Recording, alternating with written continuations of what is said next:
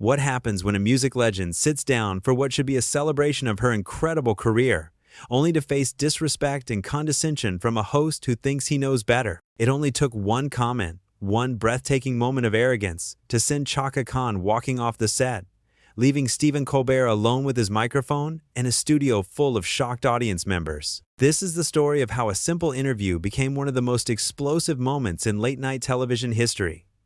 A moment where grace met ego, and only one person was willing to stand up and walk away. Chaka Khan arrived at the studio that evening as she always does, with elegance and warmth. The queen of funk, the woman whose voice has defined generations, walked onto that stage, expecting to talk about her music, her legacy, and the upcoming projects she was passionate about. The audience erupted in applause. They knew who she was. They respected what she had given to the world. And for the first few minutes, everything seemed normal. Stephen Colbert greeted her with his usual showmanship, the big smile, the enthusiastic handshake. Chaka settled into her seat, radiating that confident energy she has carried throughout her entire career. The first question seemed harmless enough. Colbert asked about her early days in the music industry, and Chaka lit up, sharing stories about her time with Rufus, about discovering her sound, about the struggle and the triumph of making it in a world that was not always kind to women, especially black women, with powerful voices and even more powerful opinions. But then something shifted, something subtle at first, but anyone paying close attention could feel it. Colbert started interrupting, not in a playful way, not in the way you might finish someone's sentence because you are excited about what they are saying. No, these were interruptions that cut her off, that redirected the conversation away from her stories and toward his commentary. He started talking over her, injecting his own opinions about her songs, her choices, her career. Chaka remained poised. She smiled, she nodded, she tried to bring the conversation back to what mattered. But Colbert kept pushing. He made a comment about one of her most famous songs, suggesting that it was not really her best work, that she had other songs that were more worthy of attention. The audience went quiet. You could feel the discomfort spreading through the room like a cold wind. Here was a man telling a legend, a woman who had lived and breathed music for decades, which of her own songs mattered and which did not. Chaka's smile tightened, but she held her composure. She responded with grace, explaining the story behind that song, the meaning it held for her and for millions of fans around the world. She spoke about the creative process, about how artists pour their souls into their work, and how every song is like a child. You do not pick favorites. You love them all for different reasons. Colbert nodded along, but there was something in his expression, something that suggested he was not really listening. He was waiting for his next chance to speak, his next opportunity to insert himself into her narrative. And when she finished, he did exactly that. He pivoted to a different topic, asking her about a collaboration she had done years ago. But the way he framed the question was strange. He said something along the lines of, "Now, when you worked with so-and-so, did you ever feel like maybe you were not the right fit for that project?" The question hung in the air like smoke. Chaka paused. She looked at him, really looked at him, trying to understand where this was coming from. The audience shifted in their seats. This was not a normal interview question. This was something else. This was a suggestion, a planted seed of doubt, an insinuation that maybe, just maybe, the great Chaka Khan had been out of her depth. She answered carefully, explaining that every collaboration is a learning experience, that working with different artists and producers helps you grow. But she also made it clear that she had never felt out of place, never felt like she did not belong. Her voice carried a firmness now, a warning that she was not going to tolerate this kind of questioning. Colbert leaned back in his chair, that smirk playing at the corners of his mouth. He moved on, but the damage was done. The tone had been set. This was not an interview anymore. This was something closer to a challenge, a test. And Chaka Khan was not someone who needed to prove herself to anyone, least of all, a talk show host who seemed more interested in hearing himself talk than in honoring his guest. The next few minutes were a masterclass in patience. Chaka answered his questions, shared her stories, tried to steer things back to a place of mutual respect, but Colbert kept finding ways to undermine her. He made jokes that did not land, comments that felt more like jabs than playful banter. At one point, he said something about how the music industry had changed so much, how artists today had to be more than just singers. They had to be brands, personalities, social media stars. And then he looked at her and said, "Do you ever feel like maybe your time has passed? Like the world has moved on?" The words cut through the air like a knife. The audience gasped. Some people booed. Others sat in stunned silence. This was not a question. This was an attack. This was a man sitting across from a living legend, a woman who had influenced countless artists, a woman whose music would outlive all of them, and he had the audacity to suggest that she was irrelevant. Chaka Khan's face changed. The warmth drained away, replaced by something colder, something steely. She did not raise her voice. She did not need to. She simply said, "Excuse me, what did you just say?" Colbert tried to backtrack, tried to laugh it off, saying he was just joking, just trying to have a conversation about the changing landscape of music. But Chaka was not having it. She leaned forward, her eyes locked on his, and she said, "You think my time has passed? You think the world has moved on from me? Let me tell you something. I have been making music since before you knew what a microphone was. I have inspired generations of artists. I have given everything to my craft. And you sit here, on your little stage, with your little desk, and you think you can tell me that I am no longer relevant?" The studio was dead silent. Every eye was on them. Colbert tried to respond, tried to say something, anything, to regain control of the situation. But Chaka was not finished. She continued, her voice steady and powerful. "I came here tonight to talk about my music, to share my story with people who actually care. But instead, I get you. A man who clearly does not respect me, does not respect my legacy, and thinks that being rude is the same thing as being clever." Colbert's face flushed. He stammered, trying to find the right words, but nothing came out that made sense. He said something about how he did not mean it that way, how she was misunderstanding him, how he was a huge fan. But the words sounded hollow, desperate even. Chaka stood up.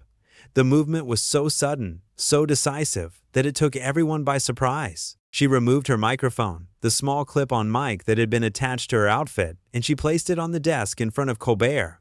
The sound of it hitting the wood echoed through the studio. She looked at him one last time and said, "I do not need this. I do not need you. And I certainly do not need to sit here and be disrespected."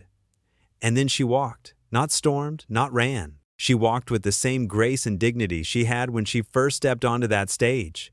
Her heels clicked against the floor, each step a statement, a refusal to accept anything less than the respect she deserved. The cameras followed her as she made her way past the stunned crew members, past the band who sat frozen with their instruments, past the audience who could not believe what they were witnessing. Colbert sat there, alone at his desk, his mouth slightly open, his hands gripping the edge of the wood. He tried to say something, tried to make a joke, tried to salvage the moment. He said, "Well, I guess we will take a quick break." But his voice cracked. The confidence was gone. The smugness had evaporated. He was just a man who had made a terrible mistake, who had underestimated the woman sitting across from him, who had thought he could get away with being disrespectful because he was the host, because he had the power in that room. But he was wrong, because real power does not come from a desk or a microphone or a television show. Real power comes from knowing your worth, from refusing to be diminished, from walking away when someone tries to make you feel small. And Chaka Khan had that power in abundance. The audience did not know what to do. Some people stood up and applauded, cheering for Chaka as she disappeared through the exit. Others sat in shocked silence, processing what had just happened. The crew scrambled to figure out how to proceed, whispering frantically into their headsets, trying to get direction from producers who were probably just as lost as everyone else. Let us rewind and look at how this all unfolded, moment by moment, because this was not a sudden explosion. This was a slow build, a series of choices that Stephen Colbert made, each one pushing Chaka Khan a little bit further, testing her patience, disrespecting her legacy. When Chaka first sat down, Colbert opened with what seemed like a compliment. He said, "Chaka Khan, the legend, the icon, it is such an honor to have you here." But there was something in his tone, something that felt performative, like he was saying the words because he was supposed to, not because he meant them. Chaka thanked him, gracious as always, and settled in for what she hoped would be a genuine conversation. Colbert's first real question was about her hit song, "I'm Every Woman." He asked her about the inspiration behind it, and Chaka began to share the story. She talked about empowerment, about the strength of women, about how that song became an anthem for so many people. But before she could finish her thought, Colbert jumped in. He said, I always thought that song was a bit, over the top, like every woman, really? That is a lot of pressure to put on people." The comment was wrapped in humor, delivered with a laugh, But the message was clear. He was mocking the song, diminishing its meaning, turning something powerful into something trivial.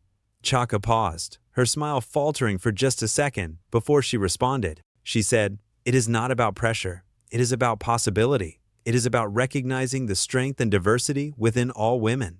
She tried to explain, but Colbert was already moving on, already asking the next question, not giving her the space to fully articulate her point. This pattern continued. Every time Chaka tried to share something meaningful, Colbert would interrupt, redirect, or make a comment that undermined what she was saying. When she talked about her early days with the band Rufus, he said, "So you were in a band called Rufus, which is a pretty weird name for a band, right? Like, who names a band after a dog?" The audience laughed, but Chaka did not. She explained the origin of the name, the significance it held for the group, but Colbert was not interested in the real story. He was interested in the punchline. Things escalated when Colbert brought up her personal life. He asked about her relationships, her struggles, framing the questions in a way that felt invasive and judgmental. He said, "You have had a pretty tumultuous personal life, haven't you? A lot of ups and downs, a lot of drama." The way he said drama made it sound like an accusation, like he was suggesting that she was somehow responsible for the difficulties she had faced. Chaka's expression hardened. She said, "I have had a full life. I've experienced joy and pain, success and struggle, just like everyone else. But I do not think my personal life is what we are here to discuss." It was a clear boundary, a request to redirect the conversation back to her work, her music, the things that actually mattered. But Colbert would not let it go. He pushed further, asking more intrusive questions, each one more inappropriate than the last.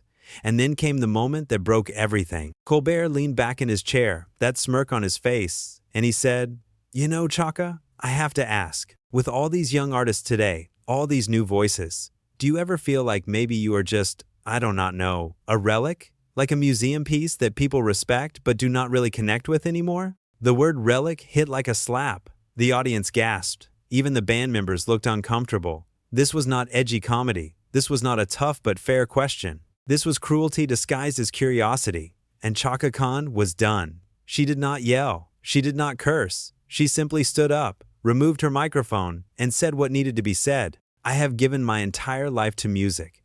I have opened doors for people like you to even have careers. And you sit here and call me a relic? You think that is funny? You think that is entertainment?" Her voice was calm, but there was fire behind every word. "I do not need to sit here and listen to this. I do not need your validation. And I certainly do not need your disrespect." Colbert tried to respond, tried to apologize, but it was too late. The words had been said, the damage was done, and Chaka Khan was walking out, leaving him to face the consequences of his actions. As she walked toward the exit, the cameras stayed on her. The audience was divided. Some people were clapping, supporting her decision to leave, recognizing that she had been treated unfairly. Others were silent, unsure of what to think, caught between loyalty to the show and respect for the guest. But Chaka did not look back. She kept walking, her head held high, her dignity intact. Behind her, Colbert sat at his desk, visibly shaken. He tried to make light of the situation, tried to crack a joke about how things had gotten a bit heated. But nobody was laughing. The crew was scrambling, trying to figure out how to fill the rest of the show. The band did not know whether to start playing or stay silent. And the audience, the people who had come to see a fun, entertaining interview, were left with something very different. They had witnessed a moment of truth, a moment where someone refused to be diminished, refused to play along with disrespect. In the minutes that followed, Colbert tried to move forward with the show. He brought out his next guest, attempted to reset the energy, but the damage was done. The studio felt different. The atmosphere had changed. Everyone knew what had just happened, and no amount of jokes or banter could erase it. What made this moment so powerful was not just that Chaka walked out. People have walked off sets before. Artists have refused to continue interviews. But this was different because of the context, because of who Chaka Khan is and what she represents. This is a woman who has been in the music industry for decades, who has faced every kind of challenge and obstacle, who has fought for respect and recognition in a world that often tried to silence her. And here she was, still fighting, still refusing to accept anything less than what she deserved. Stephen Colbert, on the other hand, represented something else in that moment. He represented the entitlement of people who believe their platform gives them the right to say whatever they want, to whomever they want, without consequences. He represented the arrogance of thinking that being the host, being the one with the microphone and the audience, means you are somehow superior to your guest. And in that moment, Chaka Khan showed him, and everyone watching, that respect is not negotiable. The interview had started with such promise. The introduction was grand, the applause was genuine, and for a brief moment, it seemed like this would be a celebration of Chaka's incredible career. But Colbert could not help himself. He could not simply sit back and let her shine. He had to insert himself, had to make it about him, had to prove that he was clever and edgy and willing to ask the tough questions. But what he did not realize was that there is a difference between asking tough questions and being disrespectful. There is a difference between challenging someone and belittling them. Throughout the interview, Chaka tried to give him the benefit of the doubt. She tried to answer his questions with grace, tried to redirect the conversation when it went off track, tried to maintain her composure even as he continued to push boundaries. But there's only so much a person can take. There's only so many times you can be interrupted, dismissed, mocked, and questioned before you reach your breaking point. And when Colbert called her a relic, suggested that her time had passed, implied that she was no longer relevant in the modern music landscape, he crossed a line that could not be uncrossed. He took all of his subtle disrespect, all of his condescension, all of his arrogance, and he condensed it into one devastating comment. And Chaka Khan, in that moment, made a choice. She chose herself. She chose her dignity. She chose to walk away rather than sit there and endure one more second of disrespect. As she left the stage, the cameras captured everything. Her face, calm and resolute. Her posture, straight and proud. Her steps, deliberate and unwavering. This was not a dramatic tantrum. This was not an emotional outburst. This was a woman making a clear, conscious decision to remove herself from a situation that did not honor her. And in doing so, she sent a message that resonated far beyond that studio, far beyond that night. The message was simple but powerful. You do not have to stay where you are not respected. You do not have to tolerate disrespect just because someone has a platform or an audience. You do not have to smile and nod and go along with something that makes you feel small. You have the power to walk away. You have the power to say no. You have the power to demand better. Stephen Colbert learned that lesson the hard way. In front of his audience, in front of his cameras, in front of millions of people who would eventually hear about what happened. He learned that being the host does not make you untouchable. It does not give you license to treat your guests however you want. And it certainly does not mean you can disrespect a legend and expect them to just sit there and take it. The moment Chaka walked off that set, everything changed. The power dynamic shifted. Suddenly, Colbert was not the one in control. He was not the one dictating the terms of the conversation. He was the one left scrambling, trying to explain, trying to justify, trying to salvage what was left of the evening. And he failed. Because there was no explanation that could undo what he had done. There was no joke that could make it okay. There was no way to spin this as anything other than what it was. A host who disrespected his guest and paid the price. For Chaka Khan, this was not just about one interview. This was about a lifetime of fighting for respect, of refusing to be diminished, of standing up for herself in an industry that has not always been kind to women like her. Every time she was told she was not good enough, every time she was overlooked or underestimated, every time someone tried to make her feel small, she fought back. And on that night, on Stephen Colbert's show, she fought back again. Not with anger, not with aggression, but with dignity, with grace, with the absolute certainty that she deserved better. And she did deserve better. Every artist deserves better. Every guest who comes onto a show deserves to be treated with respect, to be given space to share their story, to be honored for what they have contributed to the world. But too often, hosts get caught up in their own cleverness, their own desire to create viral moments, their own need to be the center of attention, and in the process, they forget the most important part of their job, to serve their guests, to elevate them, to create a space where they can shine. Stephen Colbert forgot that, or maybe he never understood it in the first place. Either way, Chaka Khan reminded him. She reminded him, and everyone watching, that respect is not optional. It is essential. And when it is absent, when someone treats you with contempt or condescension, you have every right to walk away. The audience that night witnessed something rare and powerful. They saw a woman who refused to compromise her dignity. They saw a host who realized too late that he had made a terrible mistake. They saw a moment that would be talked about for years to come, not because it was scandalous or shocking in a superficial way, but because it was real, because it mattered, because it showed what happens when entitlement meets grace and grace wins. As the cameras finally cut away, as the crew tried to regroup and the show attempted to continue, one thing was clear. This was Chaka Khan's moment. Not Stephen Colbert's, not the show's, hers. She had taken control of a situation that was designed to diminish her, and she had turned it into a statement about respect, about dignity, about knowing your worth and refusing to settle for anything less. And Stephen Colbert was left alone at his desk, facing the reality of what he had done, knowing that he had not just lost a guest, he had lost the respect of everyone who watched, everyone who understood that what he did was wrong, everyone who recognized that Chaka Khan was right to walk away. In that moment, he was no longer the clever host with the sharp wit and the big audience. He was just a man who had made a mistake, a big one, and there was no taking it back.